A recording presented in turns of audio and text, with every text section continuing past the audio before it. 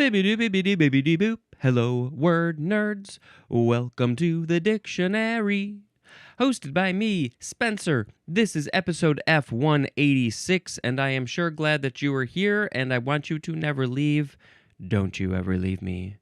Don't you forget about me. Okay, the first word in this episode is the first form of the word formula. And formula. This is a noun from 1618, number 1A. It is a set form of words for use in a ceremony or ritual. Oh, that is very interesting. This seems like probably one of the earliest uses of the word formula. So you would use them in a ceremony or ritual because you are doing a form. You are adhering to the forms of the ceremony, and so you say the words for the ceremony or ritual. Like, what might you say? You might say, "Welcome everyone to the ritual. Come have a seat and have a good time." Now we have 1B. A conventionalized statement intended to express some fundamental truth or principle, especially as a basis for negotiation or action. Conventionalized statement. So this is a statement that you say every time, intended to express some fundamental truth or principle, especially for negotiation or action. I need an example for this one. A formula, it's a statement. It's a formula. Truth or... I don't fully understand this. Once I understand the context, then I can understand the words that are explaining the definition. Okay. Number 2A1, the synonym is recipe. This could be a food recipe where you have to fold in the cheese, just fold it in gently. Or this could be, what other recipes? You know, there's a recipe for disaster. There's a formula for disaster. 2A2, the synonym is prescription. So this could be, you know, the prescription you got to take for your medical thing or some other prescription. A magazine prescription. Number 2B, a milk mixture or substitute for feeding an infant. And they call it formula. Why do they call it a formula? Well, because it's a mixture.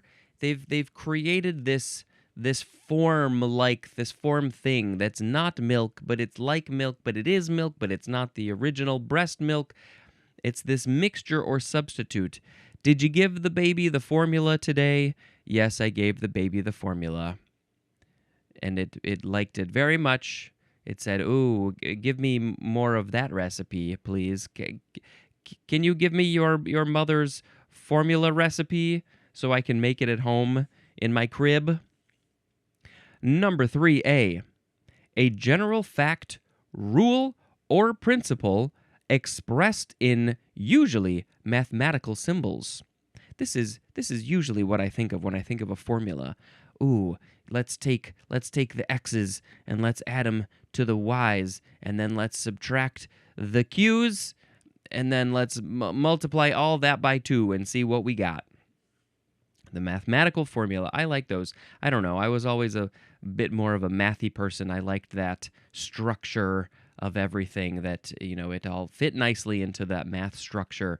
And so sometimes I will dabble in an Excel. I won't do anything terribly complicated, but I have been known in my days to create some formulas of how to do this. You know, like I was really into time-lapse at a while, and so I created a whole formula Excel page that you could put in, you know, how long you wanted the time-lapse to be and what you wanted your frame rate to be, and then it would tell you like what interval to set it to, or I don't know, various versions of that. What were some other ones? There was something else another formula I made, because I do video editing, and I don't need it anymore because the video editing programs have it built in, but I wrote a formula for if you have a clip that's this long, let's say it's 2 seconds long, but you want to slow it down to fill in a space that's 4.2 seconds long, how long do you need to what percentage do you set it to fit that exact time? And so I think I wrote a formula for that one. It was fairly basic. I do fairly basic things, but it's like, ooh, it just uses the brain, makes you think about those mathematical symbols in a formula. Number 3B, a symbolic expression of the chemical composition or constitution of a substance. And I remember being in chemistry class, was I a sophomore or a junior in high school? And yeah, there's that chemical formula, and I don't remember it well, but there was something about you want to make the both sides equal, which you do in math as well. So it was very mathy. That was kind of interesting. Symbolic expression of the chemical composition or constitution of a substance. Let's just do a quick little look at I don't know, like chemistry chemistry formulas. Let's look at this. What is this? I want to see an example. I mean, we do get those chemical structures here in the dictionary. What did we have recently? Here's one. Formic acid with CH2O2. Could that be described as a chemical? Yeah, I mean, I guess those are considered formulas, but sometimes they're more complicated. They're more interesting than that. Here, what's this? The empirical formula says C2H5. The molecular formula says C4H10. Because they've doubled those. The condensed formula is CH3, CH2, CH2, CH3, which I guess is the same as the C4H10, but it's stretched out and it's not condensed. I would call that an expanded formula. And then there's the structural formula, which actually shows how they are actually structured. So there's 4 C's in the middle, and they have a dash in between each one to show where they're connected. And then the C's on the edges, the first C and the last C, they have 3 H's connected to them. One on the top for each, one on the bottom for each, and then one on the sides for each. And then the 2 in the middle have an H connected on the top and the bottom. And so there's 10 H's and 4 C's. Well, we're just seeing visually how they are actually structured more closely to real life. So those are 4 different kinds of chemical formulas. All right, now what do we got? We got 3C. This is a group of symbols, like letters and numbers, associated to express facts or data concisely, to show data concisely. And an example of that would be in the number of and kinds of teeth in the jaw. Okay, a group of symbols. So we're using letters and numbers to express, in this context, the kinds and the number of teeth in the jaw in a concise way. Why are we using this teeth example? Is this, I mean, okay, I guess in dentistry they do use these letters and numbers to say, okay, which tooth is it? Is it in the top? Is it in the bottom? Is it on the left side, the right side? Okay, so I guess I get that. So you're calling that a formula? All right, do we now need to look up dentistry formula? Let's see, dentistry, dentistry, here's the R. How do you spell this word? Dentist. There's a T-R-Y. Yes, let's do that. The dentistry formula for human permanent teeth is, this is very interesting. Okay, this gets more fascinating. 2, 1, 2, 3, indicating that in each quadrant, one side of the upper or lower jaw, there are 2 incisors, 1 canine, 2 premolars, and 3 molars. This translates to a total of 32 teeth for an adult. The deciduous Dentition, the baby teeth, has a different formula, which is 2-1-0-2. 2 incisors, 1 canine, no premolars, and 2 molars per quadrant, totaling 20 teeth. All right, so yes, this is a very specific formula that the dentists use to be like, oh, how many teeth you got? Oh, I got 2, 1, 2, 3. Oh, but sometimes my quadrants are 2, 1, 1, 3. That one quadrant, because I got a tooth pulled, is missing one. There's a breakdown that in the ICPM, those stand for incisors, canines, premolars, and molars. There's more, I'm sure, but okay. I guess, yes, the dentists and the assistants, the dental hygienists are using this formula. Each of the teeth are numbered. They go all the way to 32. Okay. That's some good stuff there.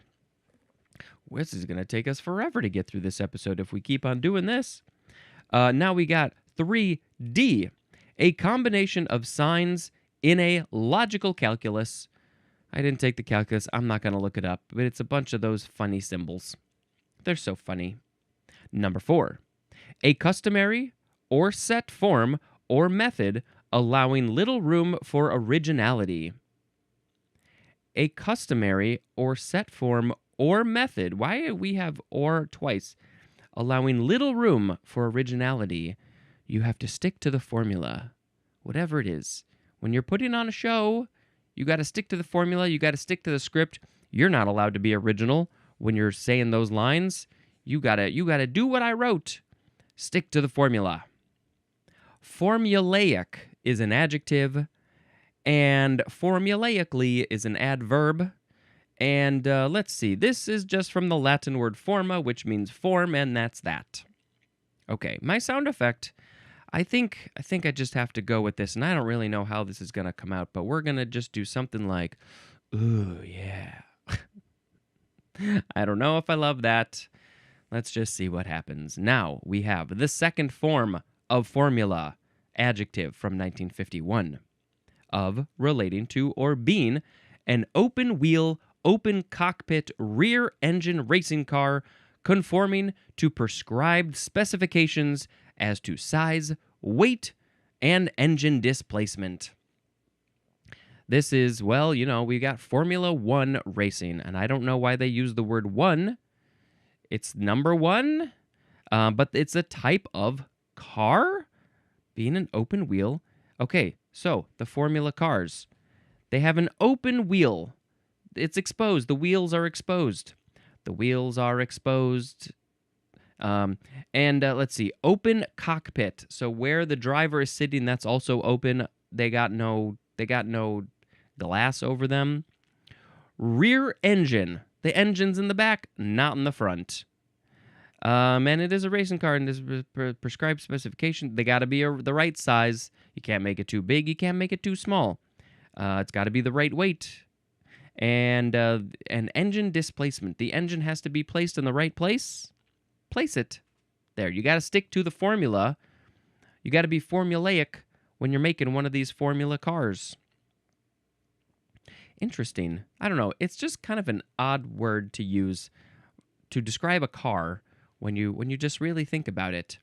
It's a formula car because the car is sticking to a specific formula. But are other cars like what? NASCAR? Are they not sticking to a certain formula as well? I don't know. Now we have formularize. Formularize. This doesn't seem like a word we're using much. It is a transitive verb from 1852 to state in or reduce to a formula. The synonym is formulate. Formularization is a noun, and formularizer is also a noun. Formularizer.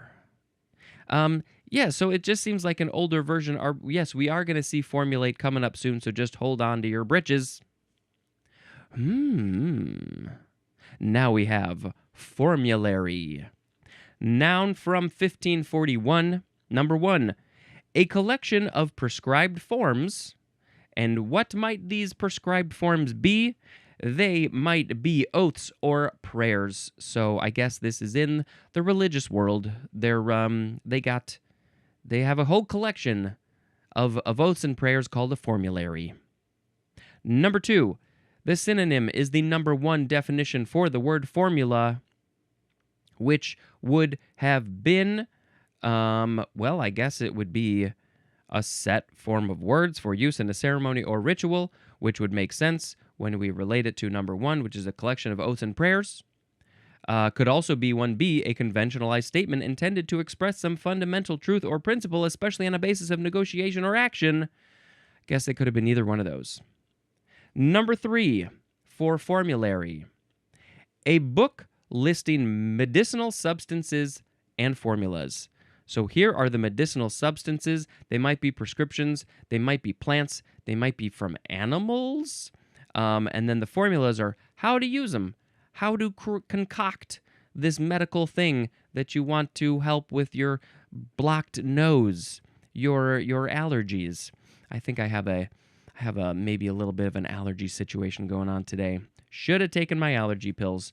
Ooh, I wonder if I have some on me. I will check. Formulary is also an adjective. And that's pretty much it for formulary. It's a collection of oaths and prayers. It's the things that you say in ceremonies or rituals. It's also the book of medical stuff. Hey. Now we have formulate. Verb from 1855. So it's only 3 years after formularize, which is so much harder to say. I would rather just say formulate. It's looks like it's just transitive. Number 1A, to reduce to or express in a formula. As in, nope, there's no example. Sorry to get you all excited. So expressing this in a formula. How do we express this plan in a formula? We gotta write it up. Or reducing it to a formula. What's all of this information that we got going on? Can we just reduce that form to a formula so we know what to do every time? Thank you very much. Now we have 1B, which is to put into a systematized statement or expression. Systematized. You're putting it into the statement or the expression, and so you are formulating it. Number 1C, the synonym is devise, as in formulate a policy. We have to create it. We have to come up with it, formulate it. I also would like to say formulate a plan, devise a plan. Ooh, maybe it's a robbery plan. We're gonna go formulate a plan, and then we get to watch it happen in a movie. Number 2A, to develop a formula for the preparation of what? Well, examples could be soap or plastic, and I suspect that there's a whole lot more examples than just soap or plastic. Develop. We are literally, scents. People create smells out of chemicals, which I don't really love that idea, but this is what they're doing. So they have to formulate it. They got to do a lot of tests. How does this smell? How does this soap work? Does this plastic do what we want it to do? Can we recycle it? We got to do some tests to formulate, to come up with the formula, because then once we got the formula, we can just use it over and over again. Number 2B, to prepare according to a formula. So once you have the formula, then you can formulate the thing because you're just using the formula. Just plug the formula into the machine and be like, here, do my stuff. Thanks, machine. Oh, maybe that machine is called a formulator, which is a noun. All right, moving on. Hey. Next, we have formulation, noun from circa 1873. An act or the product of formulating. We're going to do our formulating here in the lab. And what do we get? Everybody, what do we get when we're done formulating? We have a formulation. Ooh. Next is formula weight. 2 words. This is weight as in pounds or kilograms or stones. It is a noun from circa 1920. The synonym is molecular weight, and this is used especially of ionic compounds. Those compounds that are ionic, they have ions, they have a weight, they have a formula weight. I don't know this stuff. Next is formalize. So I assume this is similar to the other verbs that we had. Formularize, formulate, and now we just shortened it even more to formalize. Transitive verb from 1842. Ooh, this one's even older than the other ones. The synonym is the number 1 definition for formulate, which was to reduce to or express in a formula. Okay, moving on quickly. Hey. It's form word, 2 words. Noun from 1875. The synonym is function word, which we shall wait to the end of the F's for function word. It has a specific use, I believe, a specific function, a specific form. It's there for a very particular purpose, that word. What word is it? It's cheese. Now we have form work, 1 word, noun from 1918. A set of forms in place to hold wet concrete until it sets. It's this form work is doing work to hold the concrete together, because if you don't have it, then the concrete's just going to go all over the place, and that's not going to be very helpful. So you build this ahead of time. Maybe you're making a building, maybe you're making a sidewalk, and you gotta build the structure to keep it in a form. You have to make a form, and you worked to make it, and then it is working to keep the form. So it's form work. Hey, now we have formyl, Formyl, noun from circa 1859. This is the radical HCO, and then there's a dash, of formic acid that is also characteristic of aldehydes.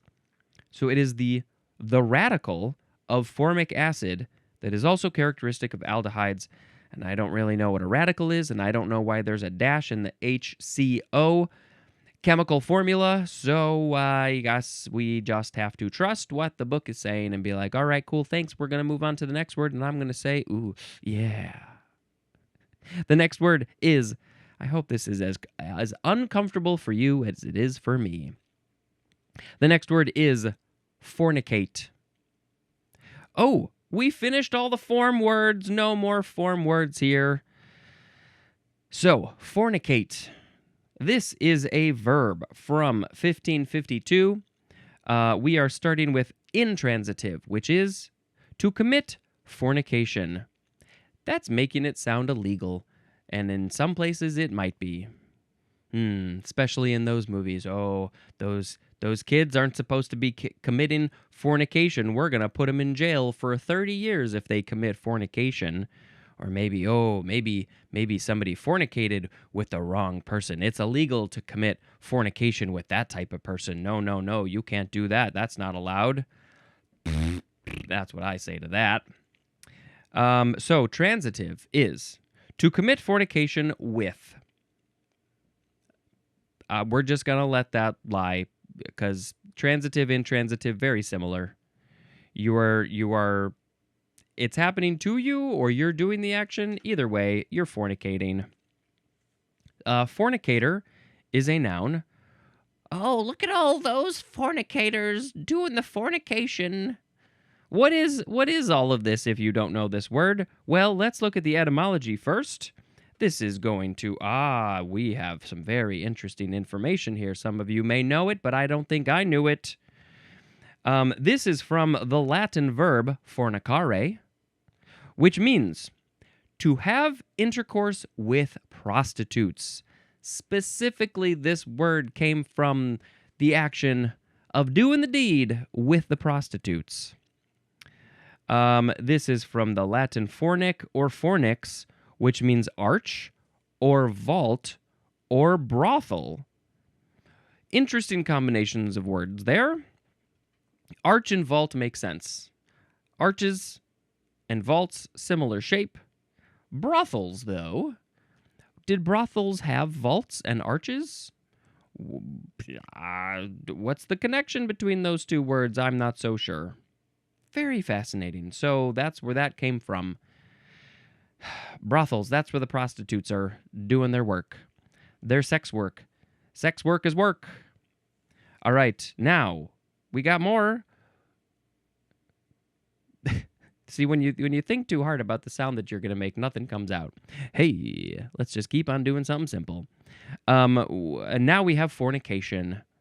The noun from the 14th century.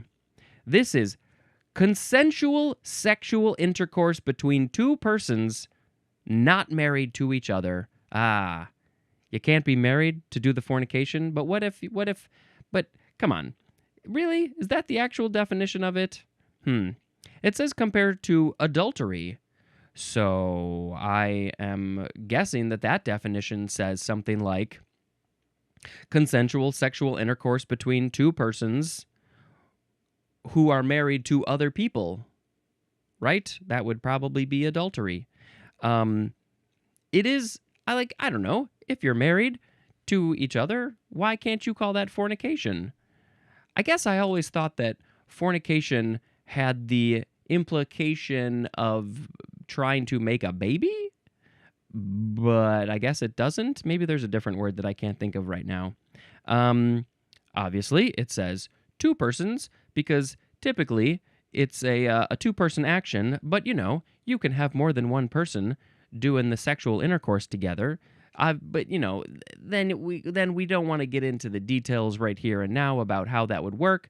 Typically, sexual intercourse, quote unquote, is a very specific type of thing. But a lot of us are aware that the sexual world is loose and free, and there's a lot more things that can be done.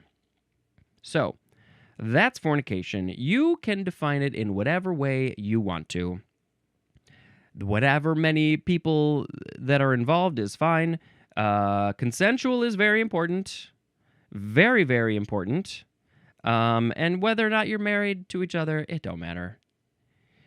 Okay, moving on to, I don't know if this is related, but it seems like it might be. Ooh, hey.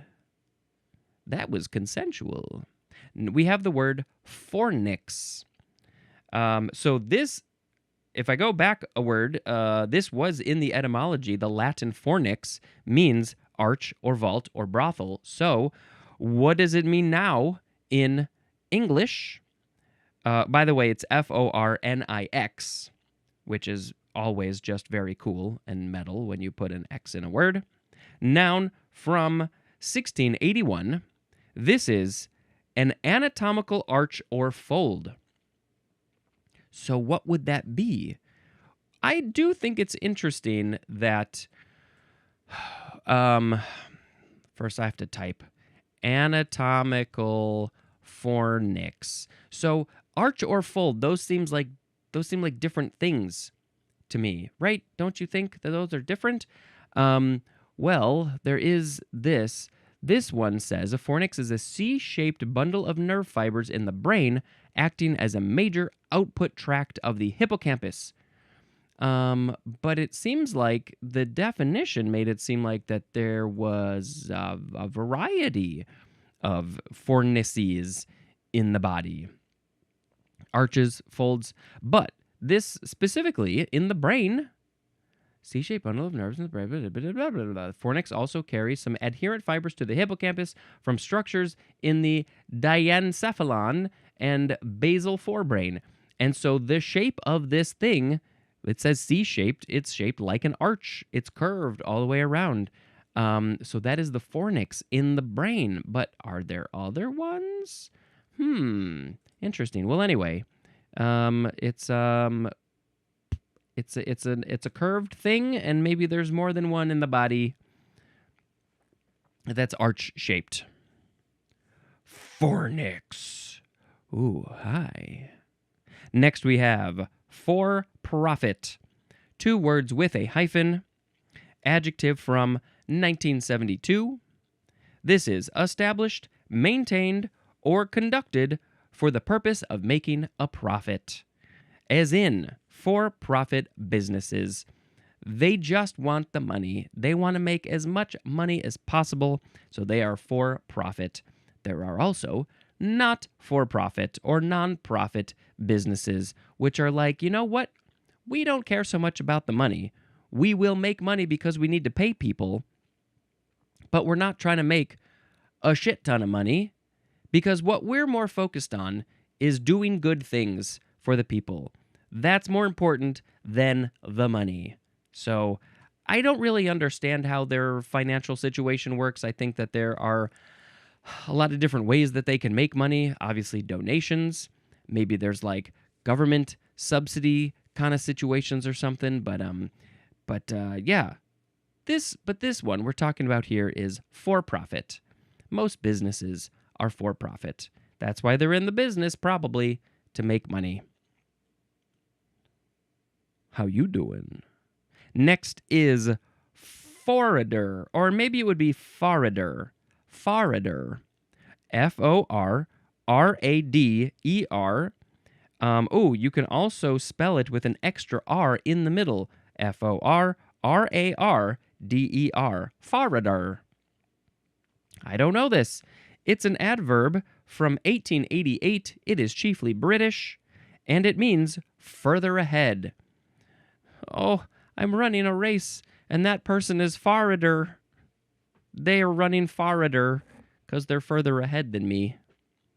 Where does this come from? Oh, it's from the English word forward. So it's more forward. It's forrader. Why couldn't we say forwarder? Forrader. Okay, interesting.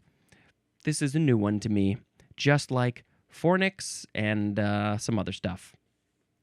Ooh, hey, what's going on? Now we have our last word, which is forsake. F-O-R-S-A-K-E. Verb from before the 12th century, and it is only transitive. That's right, yes, only transitive. This means to renounce or turn away from entirely. I renounce you. I am turning away from you. Please go away. You are not my friend anymore. I am forsaking you. The example, we have a couple examples. Friends have forsaken her. What did she do to deserve this? Did she do anything? What did I do to deserve you forsaking me? Sorry, that was weird. The other example is forsook the theater for politics. The past forms are forsook or forsaken. Forsook the theater for politics. I'm not going to go to that theater anymore because I don't like that theater's politics. Or maybe there was politics in between the actors and the directors and the producers and everybody who's working on the crew. There's a lot of politics involved. I didn't get hired for this job, so I'm going to forsake that theater. I renounce that theater. That theater is dead to me. A synonym is the word abandon. Yes. The etymology says this is from the Old English for sakan, which is from the for prefix plus sakan, which I don't know how to pronounce that. It is spelled S-A-C-A-N. Sakan. That means to dispute. So you are disputing. Maybe you're done disputing. You have disputed and you're like, forget it. I'm done.